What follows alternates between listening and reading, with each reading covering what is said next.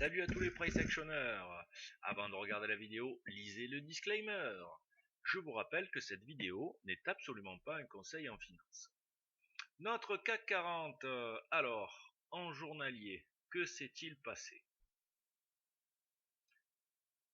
Eh bien là, on s'affranchit tout simplement du premier pullback. Ici, donc, qui s'est passé vendredi. Petite prise de bénéfice, rien de bien méchant. Et là, on forme un joli H1 après une spike au niveau du break de la trendline. Et ça pourrait augurer donc une poursuite de la hausse jusqu'à notre zone de guerre froide, comme je dirais, à 237-250. Voilà. Là, par contre, attention, méfiance sur les prises de position. Ensuite, en une heure,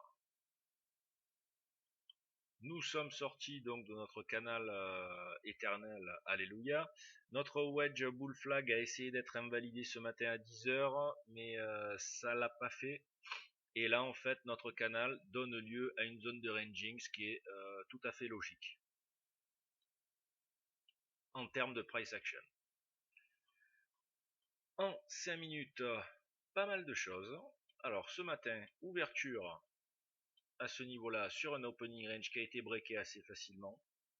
On a atteint le major move rapide, avec un petit doji de pullback seulement.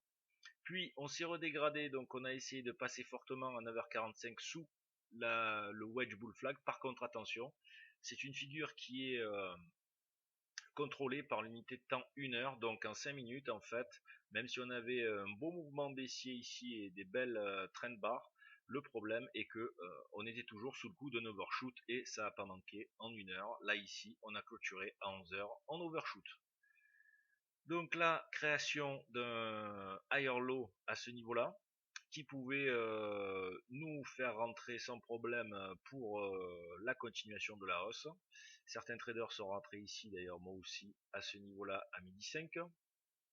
Et on avait tout simplement le major move de la première jambe de reprise qui créait un reversal donc de la tendance initiée ce matin. Ce major move a été atteint parfaitement. Après cette petite zone de ranging, les prix se sont donc orientés vers le haut du range sous forme de grosse wedge, canal, quoi. Hein. Et là, à partir de maintenant, nous sommes sur une wedge bear flag sur le haut du rectangle. Donc là, j'ai pris une petite option à la baisse sur ce wedge bear flag qui est censé casser à ce niveau-là, avec peut-être pourquoi pas un premier objectif sur 175 pardon, et puis après en objectif majeur ce serait le bas du range, mais bon ça me semble un peu trop loin pour l'instant. Pourquoi pas en fin de séance en dégradation avec le Dow Jones. Voilà, et ici donc mon stop est positionné à 205, c'est-à-dire qu'il me permettrait d'encaisser un petit overshoot à la hausse de la wedge pour ensuite repartir et bien déclencher le scénario. Voilà pour notre CAC 40, rien d'autre à dire, donc méfiance demain si on atteint la zone 235-250. Notre Dow Jones, que fait-il? Alors, en journalier, tout d'abord, nous avons toujours l'objectif du range à atteindre sur les 16 800. Maintenant, après avoir invalidé le pullback ici, on commence à repartir assez fort à la hausse. Et on refuse donc de continuer la baisse et notamment la validation de la deuxième jambe de reversal suite au break du range. Alors, en une heure, là, des choses intéressantes. Nous venons de breaker très franchement une bear trendline depuis le 31 juillet. On a eu 2 points ici bien distincts. Et puis là, on perfore le R2, on perfore la bear trendline. Bref, on est vraiment très bullish. Il y a rien à dire. Et ça se confirme sur le 5 minutes. Pas de grosses opportunités. À partir de 13h, donc le pré-opening ici, on commence à trender un peu à la hausse.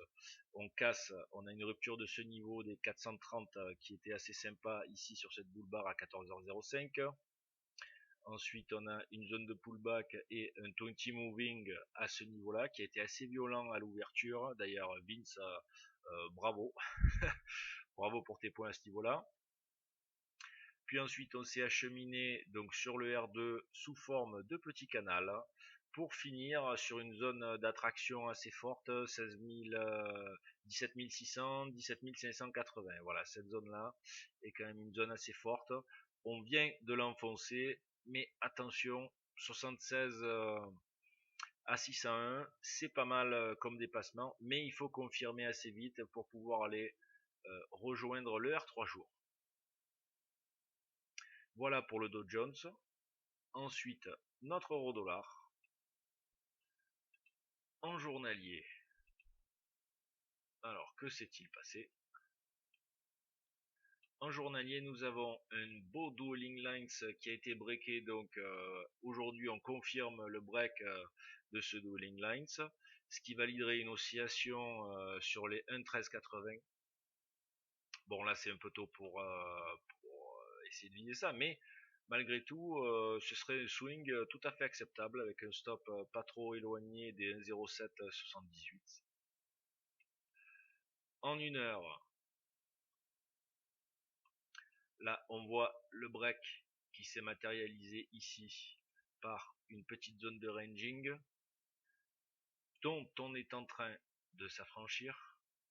Voilà, cette zone-là de ranging qui nous donnerait donc en premier objectif assez rapide, hop là, les 1,1033.